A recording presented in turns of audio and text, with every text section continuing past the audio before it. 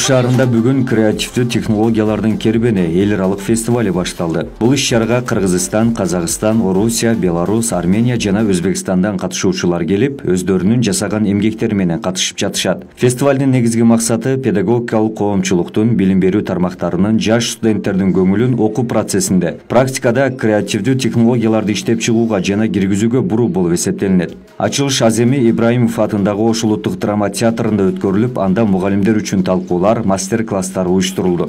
Мындан сырткары кол өнөрчүлөрдүн эмгектери коюлган көргөзмө, улуттук тамак аш жарманкеси коноктордун назарына коюлду. Фестиваль Кыргыз Республикасынын Билим берүү жана Илим министрлиги менен Алтын түйүн улуттук балдар инженердик техникалык академиясы менен биргеликте уюштурулду. Ош технологиялык университетинде уланып, 6 багыт боюнча Кыргызстандын бардык областтарынан жана башка мамлекеттерден келген катышуучулар өздөрүнүн ойлоп табуучулук иштерин коомчулукка чыгарышып, бүгүнкү күндөгү эң актуалдуу деп эсептелген маселелерге арналган эмгектерин көрсөтүп жатышат. Жаш ойлоп табуучулардын эмгектери келечекте коомдун өнүгүүсүнө таасир тийгизе алары көпчүлүк учурда байкалууда. Ошондуктан бүгүнкү муунду ар тараптуу колдоо аркылуу биздин мамлекеттин келечегин көрө алабыз. Бүгүнкү иш-чарада тамак аш жарманкесинен түшкөн акча каражаты Баткен областынын жабыркаган калкына жардам катары жөнөтүлөт. Фестиваль 4 күнгө созулуп, 15 октябрда жыйынтыкталат.